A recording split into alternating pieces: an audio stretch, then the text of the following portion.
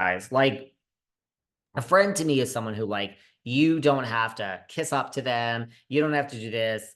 I'm as busy as you are. I might see you. I may not see you. Like, there's no looking up to them, so to speak. You know what I mean? Like, some of these housewives, they call and it's like, oh, what fucking favor do you want from me today?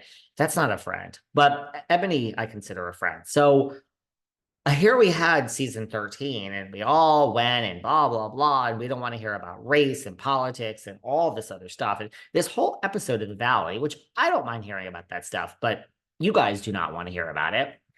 And by the way, for everyone who's on Patreon, who we have the ad-free level, the $20, I mean, we're heading into election, so the ads, I mean, I don't know, we have lots of ads that are put in this podcast that I have no control over. So my feelings are that there's a lot of political ads coming to the main podcast. So everyone who's here ad free, um, great. And everyone who's not, who complains about political ads, guess what? You have that option for that level. I have no control over it.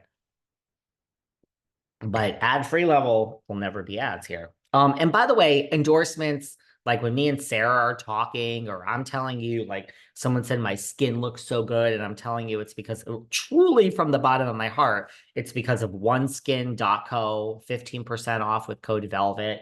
That's what I use for my skin. That's how I look younger than my age. Period. The end. I don't know how else to say it. That's not an ad. We all know what an ad is. But this whole episode of the Valley was that I have to look up. I can't even remember Zach. I can't even remember someone's name yet. It's too early. Do you know in my real life, I'm horrible with names? Someone told me off in the building yesterday. One of my friends, because we have another friend. I mean, I use the friend loosely. This girl's nice. I love her, but I was calling her. I just couldn't remember her name. I can't remember people's names, which is so not arrogant. It's just, I don't know. I got a lot going on. But Zach, the gay guy, can we just say Zach's the gay guy? I mean, he is. I'm the gay guy too. Zach apparently told Dodie that Janet, the pregnant woman, that Janet was saying that Michelle is Republican and racist. And this whole episode was about.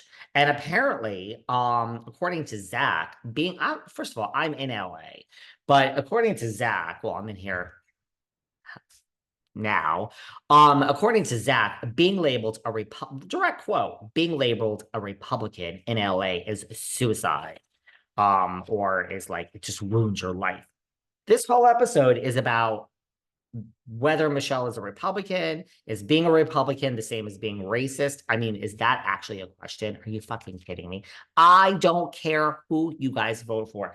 You are all welcome here. This might be the only podcast in the history of Bravo that welcomes all political beliefs. All of you. You are all welcome here. Now, a lot of you had a breakdown this week when Sandra Bernhard, who I fucking love, I have wanted her on this podcast for 5 years. Huge get for me. And Sandra Bernhard said that Roseanne, should not be on the air, that she deserved to be canceled because of her beliefs. And I didn't say it. Oh, you guys came for Sandra. At least you're fucking smart enough not to come for me. But I will not censor the views of people that come on here. By the way, for every person who comes on here that you feel is so liberal, we have a lot of conservatives that come on here too. Trust me, like every fucking housewife. So I will not judge. Come out wherever you are. Kelly Dodd at least is honest about her political beliefs, and there's nothing wrong with that. Nothing wrong with that.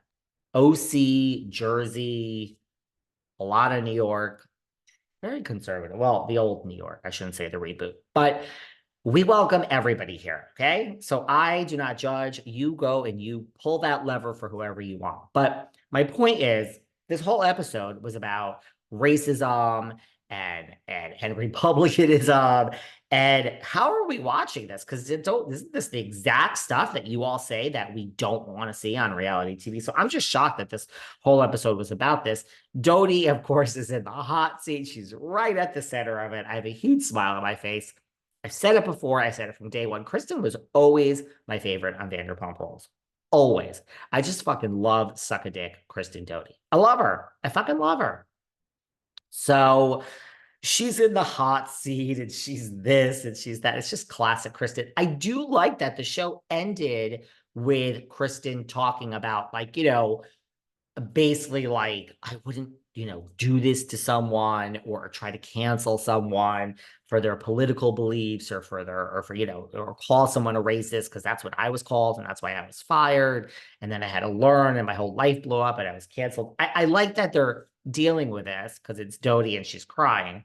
But I don't know. This show, The Valley, slip into the comments below. Like, I'm so torn on it. It's not good, but it's so hard for a show to be good when we don't know the characters. Like, so it's not the fact that I'm watching it and there's something that I'm watching that like, I have 1.5 eyes open, intrigues me because I don't really love the show, but I think the hottest guy is the guy that's married to the Miss USA girl. And they're definitely in love. Like, they seem like they're in love. We all know that I think his name is Jesse, is Michelle's husband. Again, I'm not writing down names and learning them until, like, if you can't learn a name by watching a show, then it's not meant to be. Yeah, they're obviously not interesting, but I think his name is Jesse. Well, anyway, Michelle and her husband, they're already divorced. That's the guy who's like the lawyer and the douche and totally OCD. They have that house near Chateau Marmont. Um, so there you go. But anyway, it's not, I would never be watching the show if it wasn't for Jax and Brittany. I mean, Jax and Kristen. That doesn't mean that it's great. I'm trying to be open-minded because, like, in a third episode, it's like we don't know these people. So I'm trying to put myself back to when Vanderpump started. Like, did we immediately love everyone or did it take a minute? Like, let me put it this way. The Valley is one step away from a major controversy, and then we're all going to love it. Okay. Like, I loved the fucking Traitors. I loved the Traitors season 1, but none of y'all else really watched. And now it's a whole thing, season 2. So I'm trying to give the Valley a chance because I think it has potential.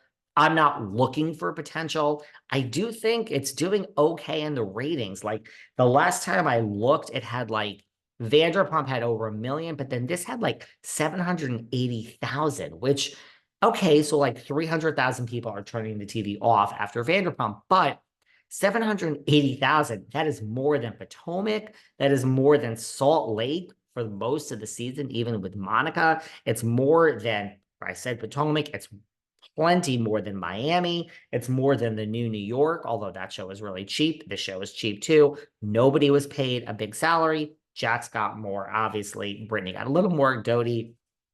So, I mean, yeah, 780, this shit's coming back. This is considered a success. So it's doing better than most housewives. So I'm just trying to keep an open mind. Slip into the comments. You guys are so mixed on this. A lot of you fucking hate it, and I get it. I get it. It's less about the kids. I think after the first season, they're going to really try to minimize the kids. I mean, if you think about it, other than the joint scenes of being home, it's not really about the kids. It's about everything else, right? So let's give it a chance. What do you guys think about the fact that Housewives is being stretched out? Because it really is. This April Fool's bullshit that happened this week, I'm so sick of this shit. And I